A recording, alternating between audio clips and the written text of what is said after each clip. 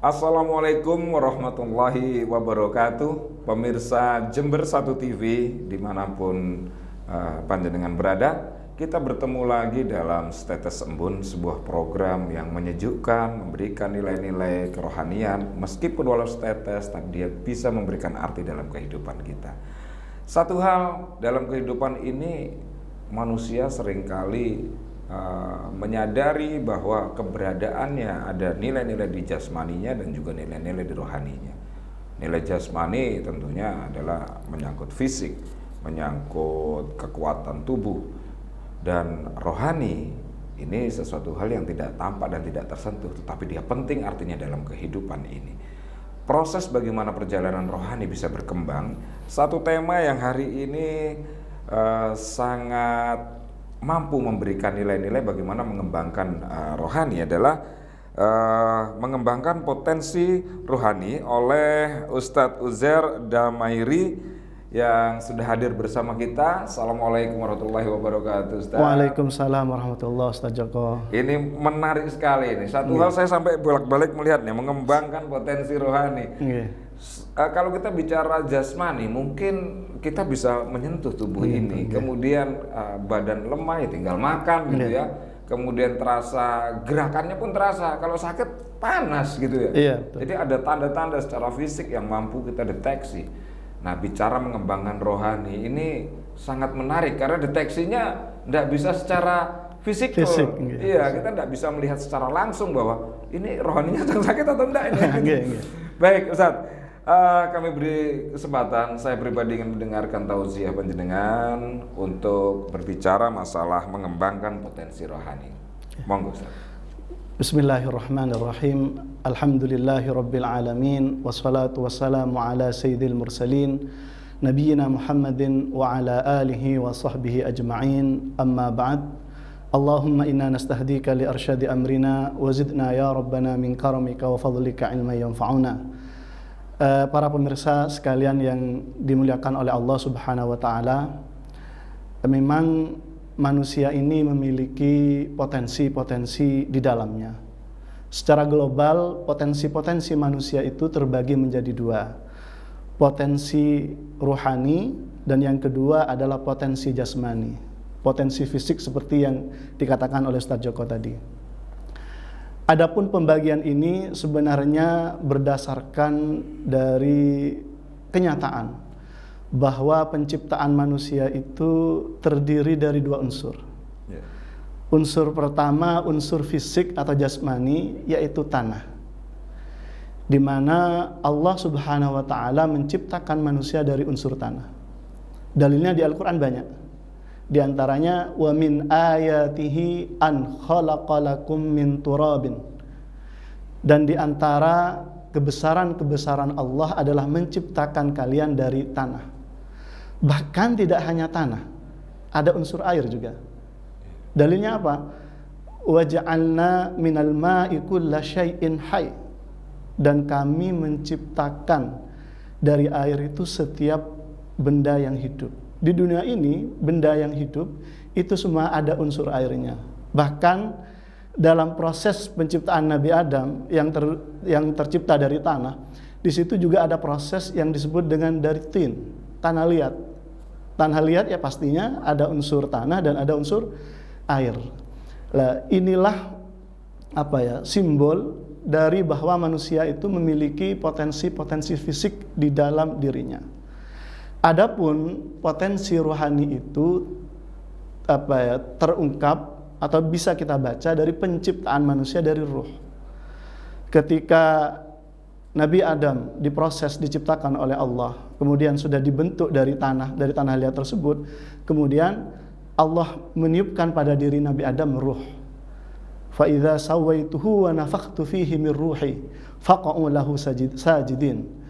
Apabila aku telah menyempurnakan kerangka dari tanah tersebut, kemudian aku tiupkan pada Nabi Adam ruh. Maka hendaklah kalian, wahai manusia-manusia langit yang ada pada waktu itu, hendaklah sujud kepada Nabi Adam. Tentunya bukan sujud menyembah, tapi menghormati karena diperintah oleh Allah Subhanahu wa Ta'ala. Dari gambaran ini kita menemukan atau bisa menyimpulkan bahwa potensi-potensi jasmani dan rohani yang ada pada diri manusia itu harus diberikan asupan-asupan. Kita sebagai manusia tertuntut untuk itu. Kita tertuntut untuk makan, kita tertuntut untuk olahraga, agar potensi fisik kita mampu menopang tugas mulia kita, yaitu illa liya'budun. Wa ma khalaqtul jinna wal insa illa liya'budun. Aku tidak menciptakan jin dan manusia kecuali untuk menyembahku. Andaikan kita sakit, tentunya tidak optimal. Begitu juga potensi ruh. Potensi ruh kita perlu asupan. Lah, yang ideal itu adalah ketika ini berimbang. Kalau tidak berimbang, salah satunya akan kurang. Misal, kita berorientasi pada pembangunan fisik kita. Badan kita sehat, dijaga olahraga ila akhirih, tapi kita lupa aspek rohani kita lupa menata hati kita, maka yang terjadi apa? Maka yang terjadi adalah kehidupan kita akan gersang.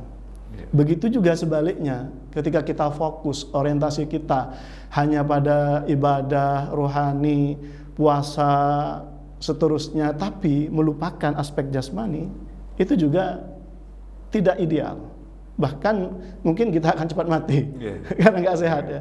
Mungkin ini juga ya, mungkin ya banyak kiai-kiai itu meninggal muda gara-gara ya mungkin kurang bisa menjaga aspek jasmani mereka ya. Oleh sebab itu kita harus berimbang. Ajaran keseimbangan ini adalah ajaran murni Islam, di mana Islam memposisikan manusia itu harus seimbang untuk kepentingan dunianya dan kepentingan akhiratnya.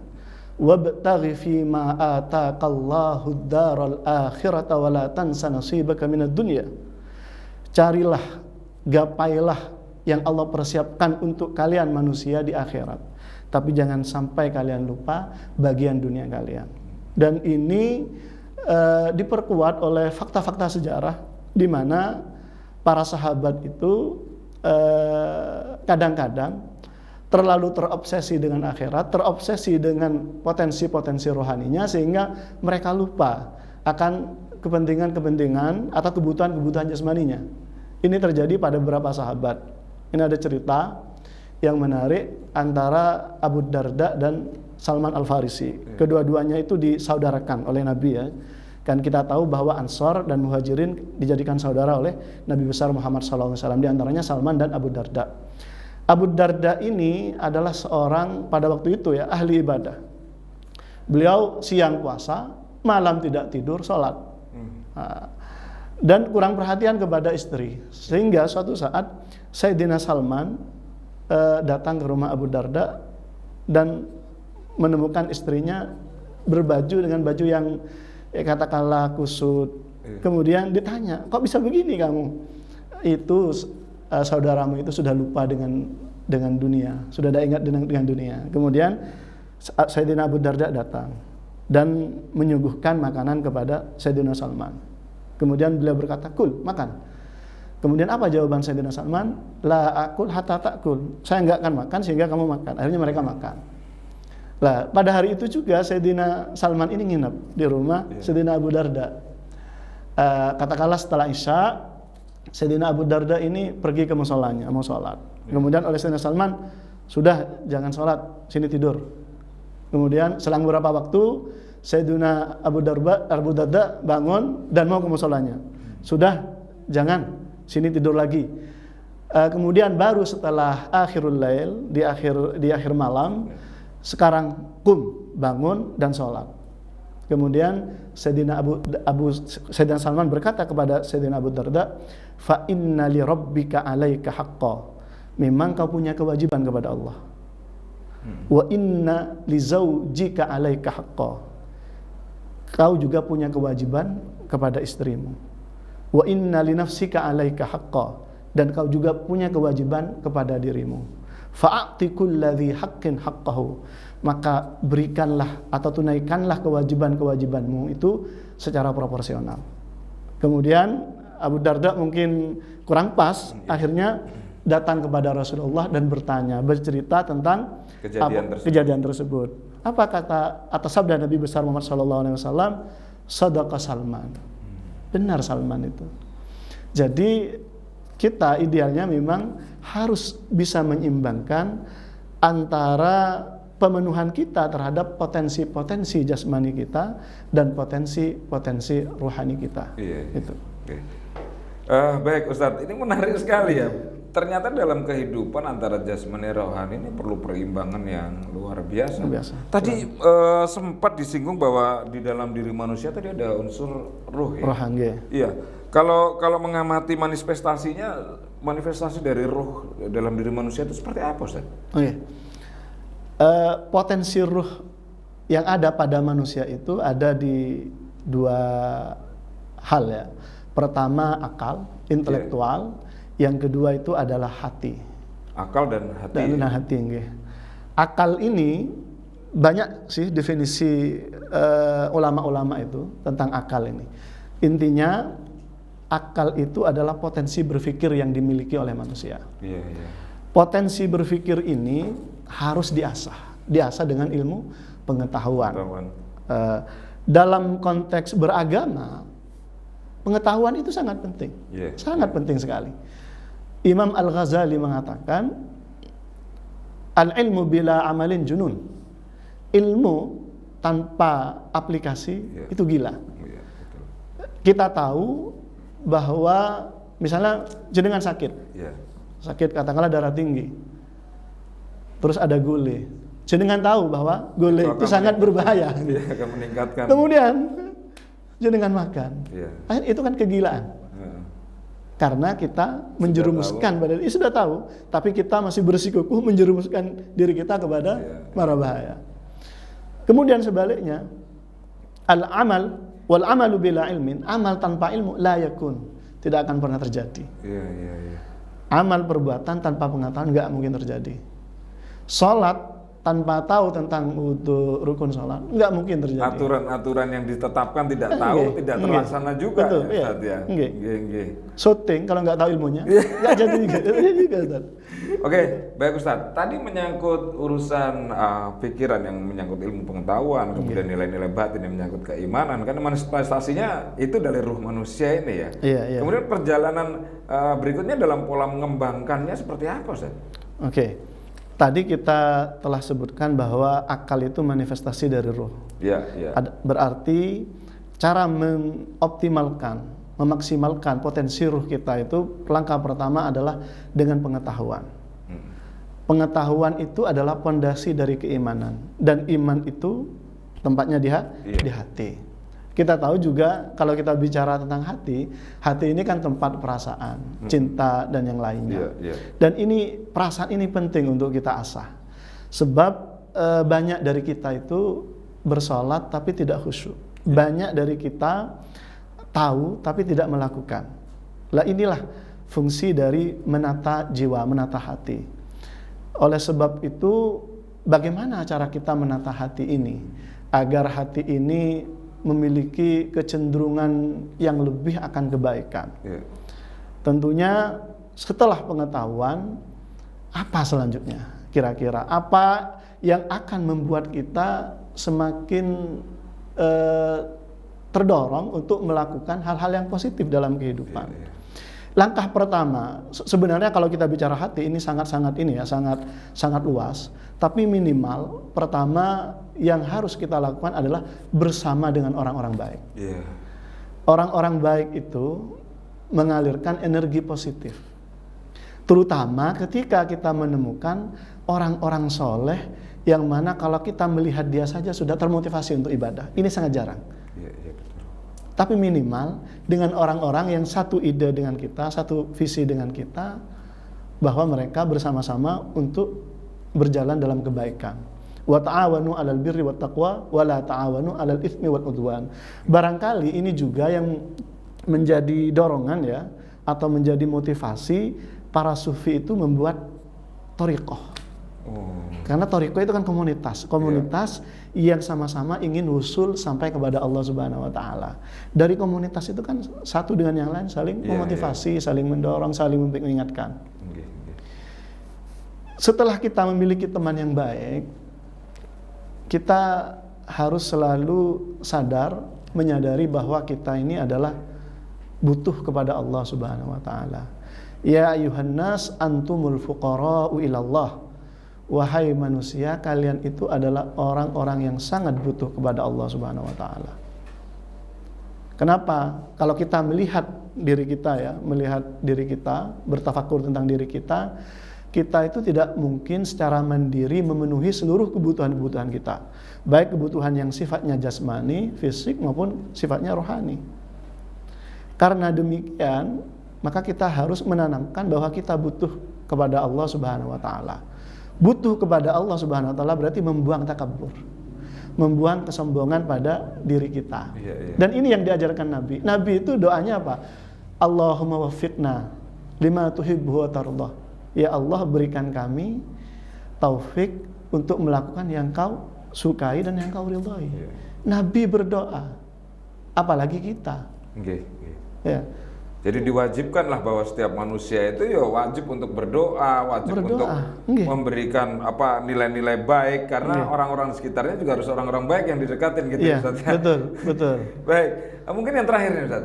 Korelasi yang paling utama ketika kita bicara roh dalam diri manusia itu adalah bangunannya di pikiran dan bangunannya di hati. Ini korelasi yang paling harus terjaga dalam setiap langkah kehidupan itu dengan cara seperti apa ini, Ustaz? Dengan cara begini ya. Perasaan itu kalau tanpa pengetahuan akan bahaya. Ada sebuah riset yang mengatakan bahwa saya baca di kitab ya, kitab bahasa Arab ini, bahwa perbuatan manusia itu banyak didorong oleh perasaannya. Nah, ketika perbuatan manusia didorong dengan perasaan tanpa kontrol akal, tanpa kontrol pengetahuan akan bahaya. Maka disinilah penting bagi orang yang ingin fokus atau berjalan ya dalam jalan Allah Subhanahu wa taala, menyeimbangkan antara pengetahuan dan ibadah. Menyeimbangkan antara pengetahuan dengan zikir. Saya tertarik dengan konsepnya Syekh Said Nursi itu. Dia mengatakan kita itu pertama zikir, syukur dan fikir. Zikir, syukur dan fikir. Zikir kita selalu diajarkan di awal mau melakukan sesuatu apa? Bismillahirrahmanirrahim. Kemudian diakhiri dengan alhamdulillah. Itu syukur. Kemudian fikir. Fikir ini apa? Tadabbur, merenungi, mengambil hikmah dan yang lainnya. Kalau ini terkoneksi, insya Allah kita akan tidak hanya baik secara kualitas ini ya ruhani, tapi juga aspek ruhani yang terlupakan, yaitu aspek baik kepada sesama, insya Allah juga tercapai. Berarti jasmaninya juga ikut turut serta jadi baik ya Ustaz ya? Iya, karena sebenarnya jasmani media rohani. Seperti halnya dunia, jalan menuju akhirat. Jangan pernah ditentangkan, tapi diharmoniskan. Baik sekali nih. Terima kasih Ustadz. Perbincangan kita kali ini cukup memberikan satu pemahaman baru, terutama buat saya ini selain pemirsa Jember 1 TV, saya berharap juga mendapatkan hikmah dari percakapan kita kali ini. Amin. Pemirsa, dari uraian tadi bahwa mengembangkan nilai-nilai ruhani dalam diri, ada dua hal yang perlu kita catat adalah bagaimana cara berpikir kita, bagaimana cara berbatin kita, baik itu prasangkanya, baik itu pengucapan lisannya, juga bagaimana baik juga dalam pola berpikirnya. Karena beberapa hal yang menuntun kita, kecakapan fisik, kecakapan dan kesantunan kehidupan, kebijaksanaan itu tidak lepas dari bagaimana cara kita berpikir dan berempati terhadap sesama. Saya cukupkan sampai di sini. Terima kasih sekali. Kita akan ketemu lagi di episode mendatang di Setetes Embun. Saya Joko Supriyatno undur diri. Assalamualaikum warahmatullahi wabarakatuh. Waalaikumsalam.